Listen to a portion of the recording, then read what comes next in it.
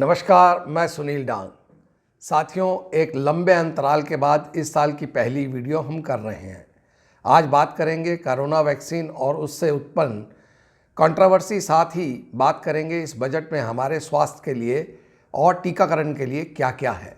चलो, वित्त मंत्री ने कोरोना महामारी के संदेश को सही तरीके से लिया और स्वास्थ्य क्षेत्र के लिए बजट के आवंटन को 2020-21 के 94,452 करोड़ रुपए से बढ़ाकर 2021-22 में 2,23,846 करोड़ कर दिया। 137% बढ़ोतरी के साथ स्वास्थ्य क्षेत्रों में बजटीय आवंटन को 2% से ऊपर कर दिया। देशवासियों को कोरोना से बचाव के लिए वैक्सीन मिल सके, इसके लिए सरकार ने बजट में 35,000 करोड़ रुपए का प्रावधान किया है। सबसे बड़ा सवाल यह उठता है, क्या 135 करोड़ लोगों को 35,000 करोड़ रुपए की रकम से देश भर में टीकाकरण किया जा सकता है? जबकि एक डोज की कीमत 1,000 रुपये हो तो 2 डोजों के लिए 2,000 रुपये आवश्यक हैं। अतः सरकार को 2,70,000 करोड़ की जरूरत होगी। सरकार इस आवंटित राशि से सभी का टीकाकरण नहीं कर सकती है। विशेष मूल्यों पर सभी कंपनियां भी अगर कुछ करोड़ डोज दे दें तब भी नहीं। सवाल यह भी है कि खुले बाजार में वैक्सीन की बिक्री शुरू होने के बाद सरकार लोगों को खुद वैक्सीन खरीदकर लगवाने की छूट दे सकती है। भारत में कोविड-19 के खिलाफ विश्व के सबसे बड़े टीकाकरण अभियान की शुरुआत की गई है। टीकाकरण के इस दौर में एक बड़ा विवाद जब आया जब दिल्ली के राम मनोहर लोहिया अस्पताल के डॉक्टरों ने स्वदेशी कोवैक्सीन को लगाने से इनकार कर दिया। आरएमएल के रेजिडेंट डॉक्टर एसोसिएशन ने इस मामले में मेडिकल सुप्रिंटेंडेंट को एक पत्र भी लिखा है। इस पत्र में यह भी मांग की गई कि उन्हें सिर्फ ऑक्सफोर्ड द्वारा निर्मित वैक्सीन कोविशील्ड दी जाए। कोविशील्ड जहां असल में ऑक्सफोर्ड एक्स्ट्राजेन का संस्करण है, वहीं कोवैक्सीन पूरी तरह भारत की अपनी वैक्सीन है, जिसे स्वदेशी वैक्सीन भी कहा जा रहा है। स्वास्थ्य मंत्रालय के मुताबिक अब तक 3,81,000 से ज़्यादा लोगों को कोरोना का टीका लग चुका है। इसी बीच अब तक लगभग 600 लोगों की टीका लगने के बाद एडवर्स इफेक्ट, प्रतिकूल प्रभाव देखने को मिला है। हर उस व्यक्ति को जिसे यह वैक्सीन मिलेगी, उसकी ट्रैकिंग और मॉनिटरिंग की जाएगी और उसका मेडिकल फॉलोअप भी होता रहेगा। इन सब बातों के पीछे के तथ्यों को जानने के लिए आइए अब मिलते हैं आज के मेहमान पद्मश्री डॉक्टर के अग्रवाल, जो टेडेक्स स्पीकर भी हैं। उन्हीं से बात करते हैं। तो डॉक्टर साहब, आज हम बात करते हैं कि जो एक कंट्रोवर्सीज आ रही हैं कि जो एक कोविड का नया वेरिएंट आ रहा है, उस वेरिएंट के बारे में कहा जा रहा है कि यह यूरोप में बहुत तेजी से फैल रहा है, यह अफ्रीका में बहुत तेजी से फैल रहा है, कुछ इसके सिम्टम्स अमेरिका में भी देखे गए और कुछ अब इंडिया में भी ब्रिटेन के थ्रू आ गए हैं, जिसकी वजह से फ्लाइट्स बंद है। तो उन के बारे में आप क्या कहते हैं? सबसे पहले तो आप समझ लें, आपके पास में सिर्फ 2 ही चॉइस है, तीसरी चॉइस नहीं है। या कोरोना ले लो या वैक्सीन ले लो। You have no choice. या आपको कोविड होगा या वैक्सीन लगेगा। वैक्सीन भी एक प्रकार से लोकलाइज्ड कोविड मसल है, मसल का कोविड है, जो कि प्रोग्राम्ड है, आपके कंट्रोल में है। और अगर आपको अनकंट्रोल्ड कोविड चाहिए तो लंग के माध्यम से आप फेफड़ों वाला कोविड ले लो, आपके पास कोई चॉइस नहीं है। इसलिए आज की डेट में वैक्सीन तो बहुत जरूरी है। जहां तक म्यूटेशन का सवाल है, हर महीने 2 म्यूटेशन होने निश्चित है। जो ओरिजिनल वायरस आया था चाइना का, आज वो वायरस नहीं है, टोटली म्यूटेट हो चुका है। तो जब भी आप वैक्सीन बनाओगे तो उसके 2 महीने बाद वायरस फिर म्यूटेट हो जाएगा। और ये अक्सर होता है। म्यूटेशन तो फ्लू के वायरस में और ज्यादा होते हैं। तो अल्टीमेटली यही होगा, साल में एक वैक्सीन बनेगा और लेटेस्ट म्यूटेशन का वैक्सीन बनेगा। एक चीज याद रखिए, जब आप वैक्सीन लेते हो तो vaccine is like a car की सीट बेल्ट। ये आपको मरने से बचाता है, सीरियस इंजरी से बचाता है। आप आज कोई भी वैक्सीन लीजिए, जितने मर्जी वेरिएंट स्ट्रेन्स आ जाएं, वैक्सीन आपको सीरियस इलनेस या मरने नहीं देगा। अगर आप बोलोगे कि मेरे को बीमारी ना हो, 60%, 60%, 70% काम करेगा। लेकिन अगर आप बोलो कि मुझे बीमारी दे दे लेकिन मुझे मरने मत दे, मुझे सीरियस कोरोना ना दे, तो कोई भी वेरिएंट आ जाए वैक्सीन काम करेगा। And that's what we want. So आज के डेट में जो नए वेरिएंट्स आ रहे हैं उससे सीरियस कोरोना नहीं हो रहा, हल्का कोरोना हो रहा है। So I am not bothered about this variations. Have you ever talked about, जब आप फ्लू का वैक्सीन लेते हो, कि कौन सा म्यूटेशन चल रहा है, कौन सा वायरस चल रहा है? आप निमोनिया का वैक्सीन लेते हो तो पूछते हो कि अभी ये स्ट्रेन कौन सी चल रही है? सो चिंता करने की जरूरत नहीं है, आपके पास चॉइस नहीं है, आप वैक्सीन लीजिए। वैक्सीन की एफिशिएंसी लोग कहते हैं 60%, 70%, मैं कहता हूं 100% है in terms of mortality and in terms of serious infection, जो मुझे चाहिए। अगर मेरी हल्की बीमारी होती है, आई डोंट केयर। डॉक्टर साहब, क्या कोविड-19 का जो अब वैक्सीन आया है वर्ल्ड वाइड और इंडिया में भी जो 16 तारीख से लॉन्च हुआ है, क्या ये सेफ है? क्योंकि लोग बहुत डरे हुए हैं इस वैक्सीन को लेकर और लोग सोच रहे हैं कि शायद ये ओपन हिट एंड ट्रायल है, क्योंकि इन्होंने स्टेज 3 को ओवरलुक करके लोगों को सीधा वैक्सीन देना शुरू कर दिया, जिसके इफेक्ट्स अब प्रतिकूल भी नजर आ रहे हैं। मैं इसको मानने को तैयार नहीं हूं। Let's take one by one. Covishield indigenous vaccine नहीं है, ये इंग्लैंड का वैक्सीन है, अंडर लाइसेंस आप बना रहे हो। It is something like America की कार को आप इंडिया में बनाओ लेकिन ब्रांड वो अमेरिका की ही है। सो इंडिया के अंदर में आप इंग्लैंड का वैक्सीन लाइसेंस के अंदर बना रहे हो। टेक्नोलॉजी सारी इंग्लैंड की है और बहुत सारी कंट्रीज के अंदर में है, और इसका एक टेक्नोलॉजी जो है वो वेक्टर बेस्ड है, स्टैंडर्ड टेक्निक है, इसलिए वो पूरे ट्रायल के साथ में सेफ्टी लेकर आया है। कोवैक्सीन एक मरा हुआ वायरस है कि वायरस को मारो, कोवैक्सीन तैयार हो गया। उसमें आप ये जो कह रहे हो हमें स्टेज 3 ट्रायल चाहिए, कोवैक्सीन जहां पे किल्ड वैक्सीन होते हैं, इसे हम ब्रिजिंग वैक्सीन बोलते हैं। ब्रिजिंग वैक्सीन का मतलब होता है जब आपको कोई वैक्सीन ना मिले तो आप किल्ड वैक्सीन बना दो, जो कि 1 महीने में बन सकता है। मेरे हिसाब से तो कोवैक्सीन 15 अगस्त को इनको लॉन्च कर देना चाहिए था। इन्होंने बहुत लेट लॉन्च किया कि 3rd फेज का ट्रायल नहीं हुआ, 4th फेज का ट्रायल नहीं हुआ। पेंडेमिक में ट्रायल्स नहीं देखे जाते। अगर कोई आदमी मेरे साथ में मर रहा है तो मैं ये नहीं देखूंगा कि मैं इसको बचाऊं कि नहीं बचाऊं, पहले बताओ लिटरेचर में कि वो बचेगा कि नहीं बचेगा। अगर वो बचेगा तभी मैं उसको बचाने की कोशिश करूंगा। सो जो कोवैक्सीन किल्ड वैक्सीन है, इनएक्टिवेटेड वैक्सीन है, वो बिल्कुल सही टाइम पे भारत में एंटर हुआ है। क्योंकि उसको इमरजेंसी यूज ऑथराइजेशन है तो कोई भी ये वैक्सीन मैंडेटरी नहीं है। मेरे को नहीं लगता कि जो कंट्रोवर्सी लोगों ने बोला कि डॉक्टरों ने बोला कि हमें ये क्यों लगाया जा रहा है, वो उनकी मर्जी थी। They could have refused and they could have gone walked into any other hospital जहां पे कोविशील्ड मिल रहा है। आज की डेट में भी मेरे को जो वैक्सीन चाहिए, I can choose a centre and get it done. So I don't think so कोई आदमी को फोर्स किया जा रहा है, वो अननेसेसरी कंट्रोवर्सी थी, मैं उसको मानने को तैयार नहीं हूं। आज की डेट में जहां तक सेफ्टी का सवाल है, कोई भी वैक्सीन आप ले लो, सबसे ज्यादा अनसेफ वैक्सीन शिंगल्स का वैक्सीन है, वो भी लोग लगवाते हैं, उसकी भी रिएक्शंस होती हैं। क्योंकि आप एडल्ट हो तो वैक्सीन लगाने से पहले सबसे पहले आपने अपने डॉक्टर से पूछना है कि मैं वैक्सीन लगवाने जा रहा हूं, कहीं डर के मारे मेरे को वेसोवेगल तो नहीं हो जाएगा। तो वेसोवेगल अगर होगा तो आप वैक्सीन को बोलोगे मेरे को लेट के लगाओ और मेरे को वैक्सीन लेने से पहले अच्छे से हाइड्रेट कर दो, आपको वेसोवेगल नहीं होगा। फिर आप अपने आप से पूछोगे मेरे को कोई एलर्जिक रिएक्शन तो नहीं होगी। भारत में 10% लोगों को एलर्जी है और एलर्जी होगी और जरूर होगी। अगर आपको एलर्जी है और वैक्सीन लगाओगे तो एलर्जिक रिएक्शंस आपको आएंगी, क्योंकि आप एक फॉरेन बॉडी को आप क्या हर बारी, तो उस सिचुएशन के अंदर में आप क्या करोगे, आप अपने डॉक्टर से बात करोगे मेरे को एलर्जी की संभावना है तो मैं क्या करूं। वो आपको बोलेगा मोंटेलुकास लेके जाओ, H1 ब्लॉकर लेके जाओ, H2 ब्लॉकर लेके जाओ।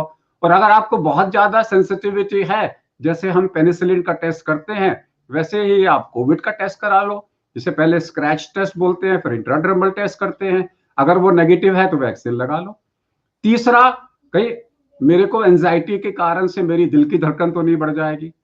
ये तो आपको वैसे भी मालूम होगा। अगर आप बोलते हो कि मैं 4 कदम चलता हूं मेरी दिल की धड़कन बढ़ जाती है, अगर आप बोलते हो कि मैं 100 कदम नहीं चल सकता, तो उस सिचुएशन में वैक्सीन में लोगों को टेकिकार्डिया होगा। अपने डॉक्टर से बात करो कि भाई मेरे को टेकिकार्डिया होता है, तो डॉक्टर आपको बोलेगा वैक्सीन लगाने से पहले आप बीटा ब्लॉकर या इवापेराडिन लेके जाओ, ताकि आपकी पल्स बढ़े भी तो आप उसको सहन कर सको। चौथा, आप अपने आप से पूछो, मैं हार्ट का पेशेंट हूं, मेरे को ब्लॉकेजेस हैं, मेरे को एंजाइना है, मेरे को बाईपास हो चुका है, मेरे को स्टेंट लग चुके हैं, मेरे को डायबिटीज है, मेरे को ब्लड प्रेशर है। तो आप ये पूछोगे कि भाई जब मेरे को वैक्सीन लगेगा और वैक्सीन जब एंटीबॉडीज बनाएगा तो अंदर लड़ाई होगी, तो वो थोड़ा सा मेरे को इम्यूनो इन्फ्लेमेशन करेगा। तो अगर मेरे को इम्यूनो इन्फ्लेमेशन करेगा तो मैं अपने आप को कैसे बचाऊं? तो डॉक्टर आपको बोलेगा कि आप अपनी दवाइयां बंद मत करिए, एस्पिरिन की गोली खा के जाइए, कॉल्चिसिन की गोली खा के जाइए, स्टैटिन की गोली खा के जाइए, आपको कुछ नहीं होगा। याद रखिए, आज की डेट में vaccine is not a toffee कि गए और ले लिया। Because you are adult vaccination, you may be at high risk. Vaccine is nothing but a small covid. और अगर आप हल्का सा कोविड अगर आप सहन नहीं कर सकते, तो बड़ा कोविड अगर हमें एक्चुअल में हो गया तो कैसे सहन करोगे?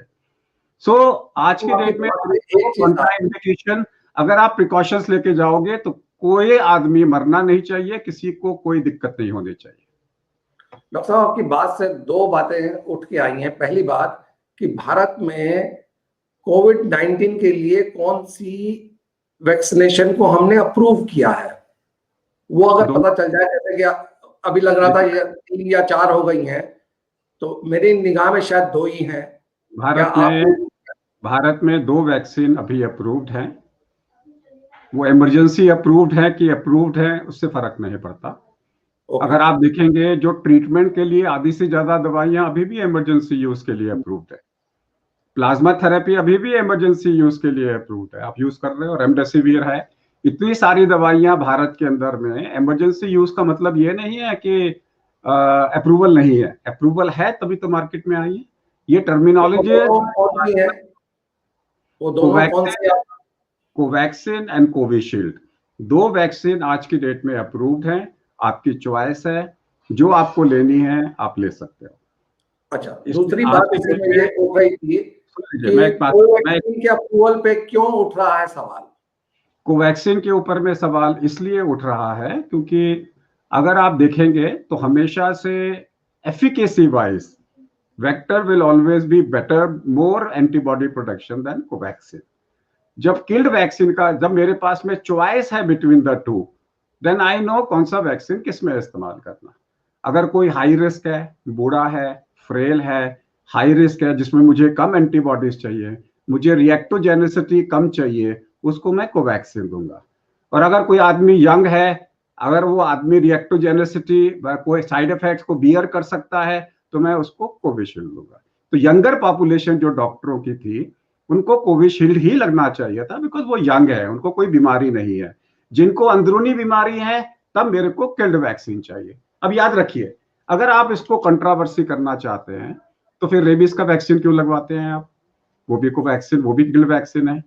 रेबीज के वैक्सीन में और कोवैक्सीन में कोई फर्क नहीं है। लेकिन कोवैक्सीन जो किल्ड वैक्सीन होता है, कई बारी मल्टीपल डोज देनी पड़ती है। जैसे रेबीज में 5 इंजेक्शन लगते हैं, उसी प्रकार से किल्ड वैक्सीन को हो सकता है 2 के बाद में पता लगे कि 1 वैक्सीन की और जरूरत है। तो जो लोग सिक होते हैं, फ्रेल होते हैं, हाई रिस्क होते हैं, उनको हम हमेशा किल्ड वैक्सीन को प्रेफर करते हैं कि भाई सेफ है, लोग इसको बियर कर पाएंगे। ज्यादा से ज्यादा क्या होगा, 1-2 वैक्सीन एक्स्ट्रा लग जाएंगे। हर एक की अपनी मेरिट है। यंगर पीपल, मैं आज भी कहता हूँ, इफ यू आर यंग 30, 40, 50 के अंदर में आपको कोई बीमारी नहीं है, and if you have a choice, go for Covishield. But if you are an elderly person, if you have a choice, go for Covaxin. हर एक की अलग अलग एक मेडिकल इंडिकेशन है। तो ये इसीलिए सरकार ने क्या बोला है, मैंडेटरी नहीं है। और आज की डेट में यू हैव ए चॉइस। जिस अब हर अस्पताल में मालूम है, यहाँ कोवैक्सीन मिल रही है, यहाँ पे कोविशील्ड मिल रही है। अगर आप बोलोगे कि मेरे अस्पताल में दोनों अलाउ करो, ये शायद पॉसिबल ना हो। तो जिसमें कोविशील्ड मिल रही है वहां जाके लगवा लो आप जाके। सो डॉक्टर साहब, ये इन दोनों में से असरदार कौन सी है, आप क्या समझ रहे हैं? एक 15 दिन से ज्यादा का टाइम हो चुका है, तो आपको क्या लग रहा है, उसका असर कैसा नजर आ रहा है? अगर मैं 3 वैक्सीन में कंपेयर करूं, पहला वैक्सीन है मॉडर्ना और फाइजर का, वो सबसे ज्यादा एंटीबॉडीज प्रोटेक्ट करेंगे। नंबर 2 पे कोविशील्ड आएगी, नंबर 3 पे कोवैक्सीन आएगी। उसके हिसाब से ये 3 इस ढंग से आएंगे, लेकिन 100% तीनों इफेक्टिव होंगी इन टर्म्स ऑफ सीरियसनेस को बचाना और मरने नहीं देना। देखिए, तीनों की एफिकेसी बराबर है इन टर्म्स ऑफ आप मरोगे नहीं, आपकी बीमारी सीरियस नहीं होगी। अगर मैं मान के चलो कि कोवैक्सीन में ज्यादा से ज्यादा हो सकता है आपकी एंटीबॉडीज जल्दी खत्म हो जाए कंपेयर टू कोविशील्ड, उस सिचुएशन में आपको एक बूस्टर डोज की जरूरत पड़े। लेकिन आज की डेट में एक मेडिकल डॉक्टर ही बताएगा आपको कौन सा वैक्सीन लगना चाहिए। मैं तो कम से कम, मेरे को तो रोज 100-150 फोन आते हैं एंड आई गाइड देम। किसी को मैं बोलता हूँ कोवैक्सीन लगाओ, किसी को बोलता हूँ कोविशील्ड लगाओ, वो मेरी चॉइस है based on an individual person. I don't think so कि आदमी डिसाइड कर सकता है कि मेरे को कौन सा वैक्सीन लगना चाहिए। डॉक्टर साहब, जैसे आप है, जैसे हाँ, आप हो, आप जी। यंग हो, आप कंपैरेटिवली हेल्दी हो, बिस्तर पे नहीं हो, so you can tolerate Covishield reactogenicity much better, तो I will say to you Covishield लगवा लो। ठीक है, आपकी माता पिताजी, नाना नानी, दादा दादी होते तो मैं उनको बोलता उनको कोवैक्सीन लगवा दो। Okay that's how we choose, that's how we doctor, choose. बहुत सारे लोग ये पूछ रहे हैं कि अगर मुझे इंजेक्शन लगवाना है तो उसको रजिस्टर कैसे करें, क्या ये मुफ्त मिलेगा या कुछ ये पैसा लेंगे? ये भी एक कंट्रोवर्सी का पार्ट है। How does it matter? सबसे पहले सरकार को प्राइवेट सेक्टर को ओपन कर देना चाहिए कि हाई रिस्क पेशेंट्स को आप लगाओ, ताकि लोग पैसा देके, सरकार में वैक्सीन फ्री है लेकिन हाई रिस्क पेशेंट को जो डर लग रहा है उन्हें प्राइवेट सेक्टर ज्यादा मैनेज कर सकेगा।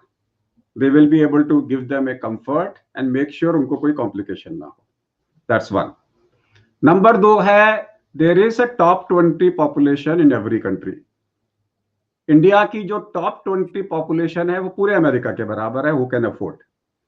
जो अफोर्ड कर सकते हैं उनको आप प्राइवेट सेक्टर में अलाउ कर दो, और 2 महीने में कम से कम 2-3 वैक्सीन इंडिया में और आ जाएंगे।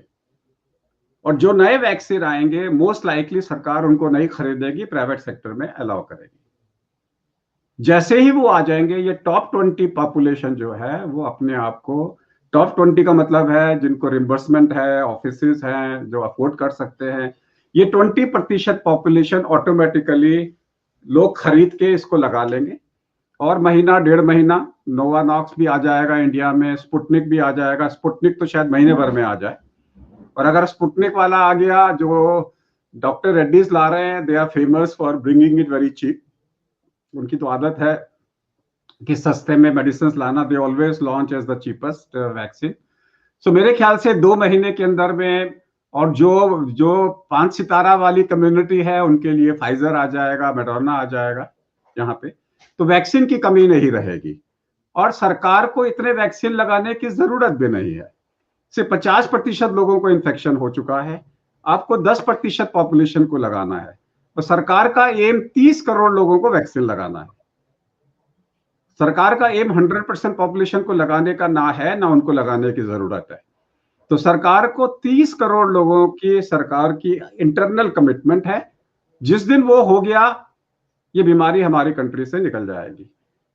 जहां तक सवाल है बजट का, शुरू में सीरम इंस्टीट्यूट ने बोला था कि 85,000 करोड़ भारत को तैयार रखने चाहिए वैक्सीन के लिए, तब हम पूरे इंडिया को कवर कर सकेंगे।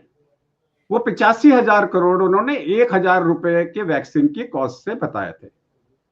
अगर ये वैक्सीन अब 200 रुपए का हो गया है तो 65,000 या 85,000 करोड़ को 5 से डिवाइड कर दो तो 16,000 करोड़ होते हैं। सरकार ने उससे डबल पैसा रखा है, तो पैसों की कमी नहीं है। मेरे को नहीं लगता 35,000 करोड़ भी खर्च होंगे वैक्सीन के ऊपर में। That's one. नंबर 2, ये जो वैक्सीन आए हैं, ये सेकेंड लॉट में सस्ते होते चले जाएंगे। याद रखिए, पहला लॉट महंगा बिकता है, दूसरा लॉट और सस्ता बिकता है, तीसरा लॉट और सस्ता बिकता है। अभी आपने 200 रुपए में खरीदा है, दूसरा लॉट आप 150 में खरीदोगे, ठीक है। अगर आपने 150 में खरीदा और इधर से स्पुतनिक ने 100 रुपए में लॉन्च कर दिया इंडिया के अंदर में, रिमेंबर रशिया और doctor Reddy's combination is a deadly combination, it's not Oxford and serum institute combination. Russia भी सस्ता है, सबसे सस्ती टेक्नोलॉजी वहां मिलती है, और डॉक्टर रेड्डीज की भी है। इनका वैक्सीन अगर 100 रुपए में आ गया तो सीरम इंस्टीट्यूट को 90 रुपए में लाना पड़ेगा, नहीं तो वो नहीं बिकेगा। रिमेंबर, स्पुतनिक का वैक्सीन की एफिकेसी ऑक्सफोर्ड से ज्यादा है जो ट्रायल्स आ रहे हैं। सो अगर स्पुतनिक वाला इंडिया में आ गया, लोग उसकी तरफ भागेंगे। जब उसकी तरफ भागेंगे, वो 200 रुपए का 90 रुपए में आ जाएगा। तो अल्टीमेटली तो ये वैक्सीन 50 रुपए में आएगा, आप रोक नहीं सकते इसको। जिस दिन ये 50 रुपए में आएगा, पूरी दुनिया अपने आप लगवा लेगी। काहे को लोग डिपेंड करेंगे सरकार के ऊपर में? वेरी ट्रू, ये आएगा, यू हैव नो चॉइस। जो वैक्सीन वार आने वाली है, so there is going to be vaccine war, price war होगा, प्राइस गिरते जाएंगे, गिरते जाएंगे, गिरते जाएंगे, गिरते जाएंगे। ये मॉडर्ना वाले और जो फाइजर वाले हैं, इंडिया में तो उनको प्रॉफिट ही प्रॉफिट है, उनकी कॉस्ट तो कवर हो गई ना, जितना कमाना था कमा लिया। अगर तो वो इंडिया में 100 रुपए का भी बेचेंगे तो उनको फायदा ही है ना। डॉक्टर साहब, अभी आपने कहा जंग वाली बात, कोरोना वैक्सीन को लेकर फार्मा कंपनियों के अंदर अभी हमने लोगों ने देखा कि जंग हो गई। पर एक आध दिन पहले मैंने एक ट्विटर पे देखा कि अब उनकी दोस्ती हो गई। तो ये मामला क्या है कि ये पहले जंग हो जाती है, अचानक से ये दोस्त बन जाते हैं? देखिए, दोस्ती तो सरकार करवाती है कि अगर आप दोस्ती नहीं करोगे हम सारा ऑर्डर विड्रॉ कर लेंगे, तो दोस्ती हो जाती है। दोस्ती तो फियर से होती है, सामने से दिखावे के लिए होती है। ये तो सरकारें कराती है या मार्केट कराती है दोस्ती। अंदर से तो हर आदमी चाहता है कि दूसरे को गिराऊं तो मैं ऊपर जाऊं। ये क्रैब मेंटालिटी तो पूरे वर्ल्ड के अंदर में है। देखिए, 100 कंपनियां अगर वैक्सीन बनाएंगी तो 7 उसमें से सक्सेसफुल होंगी। टोटल पूरे वर्ल्ड में 14 वैक्सीन अल्टीमेटली सर्वाइव करेंगे। अगर 14 वैक्सीन को अल्टीमेटली आपस में सर्वाइव करना है तो वैक्सीन वार होगी। वैक्सीन वार का प्रिंसिपल क्या होता है? कन्विंस करो डॉक्टरों को या पब्लिक को, नहीं करो तो कंफ्यूज करो। डॉक्टर साहब, आप डीएमए जी कुछ कह रहे थे? मैं कह रहा कि या कन्विंस करो कि मेरा वैक्सीन अच्छा है, नहीं तो कंफ्यूज करो कि दूसरा वाला खराब है।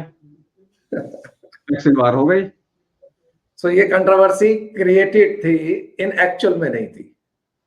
नहीं, देखिए ऐसा है, अगर पब्लिक खरीदेगी या सरकार डिसाइड करेगी कौन सा वैक्सीन लगना है तो कंट्रोवर्सीज आएंगी। Let your treating doctor decide कि आपको कौन सा वैक्सीन चाहिए। डॉक्टर साहब, आप डीएमए के प्रेसिडेंट भी रहे, आईएमए के भी रहे, और बहुत अच्छे प्रोफेशनलों में आपका नाम आता है। अभी फ्रंटलाइन वर्कर्स की डेथ रेट्स को लेकर और डॉक्टर्स की जो डेथ नंबर्स आए हैं उस पर गवर्नमेंट का, केंद्रीय मंत्री का, संसद का और फ्रंटलाइन वर्कर्स की एसोसिएशन में काफी नंबरों में हमने देखा कि कोई एक जैसा नहीं है। और केंद्र सरकार ने अभी राज्यसभा में भी जैसे कहा कि जो हमारे डॉक्टर्स फ्रंटलाइन के हैं उनकी डेथ हुई है 162 लोगों की, जबकि आपके डॉक्टरों का जो संगठन है इंडियन मेडिकल एसोसिएशन, उनका कहना है कि अब तक जो कम से कम 734 डॉक्टरों की कोरोना के इलाज में मौत हो चुकी है। तो इनके फिगर्स ना मिलने की वजह से भी एक नई कंट्रोवर्सी आ गई। हाँ, इसमें कोई कंट्रोवर्सी नहीं है। इसमें कोई कंट्रोवर्सी नहीं है। It all depends upon your definition.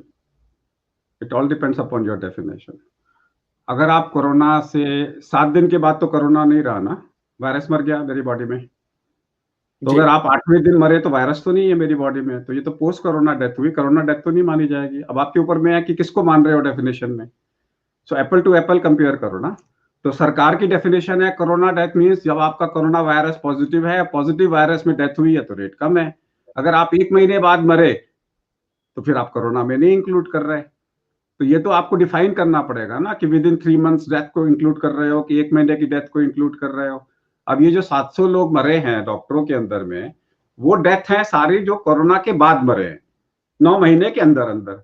सरकार कहेगी हम सिर्फ कोरोना की डेथ वो मानेंगे जो 1 महीने में मरे या 15 दिन में मरे उसके साथ में। तो ये कंट्रोवर्सी चलती रहेंगी, स्टैटिस्टिक्स चलती रहेगी। इट ऑल डिपेंड्स अपॉन कि मैंने आपकी तनख्वाह 25,000 रुपए दी है, ठीक है, तो आप उसको ये भी बोल सकते हो कि मैंने आपकी तनख्वाह 25 लाख पैसे दिए। तो ये तो स्टैटिस्टिक्स के ऊपर में ना, रुपए को पैसे में बोल दो।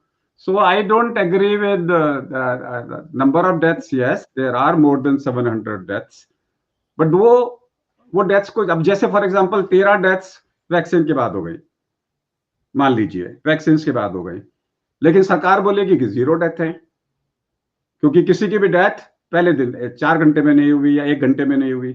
तो सरकार कहती है वैक्सीन की डेथ 1 घंटे में होनी चाहिए। अगर 24 घंटे के बाद डेथ हुई तो वही वैक्सीन रिलेटेड डेथ नहीं है, ठीक है ना। तो ये आपकी डेफिनेशंस पे डिपेंड करता है। जैसे फॉर एग्जांपल आप इलेक्शन हार गए, मान लें आपने इलेक्शन हार गए, आप क्या बोलोगे? नहीं, हमारी जीते नंबर ऑफ वोट्स हमें ज्यादा पड़े हैं।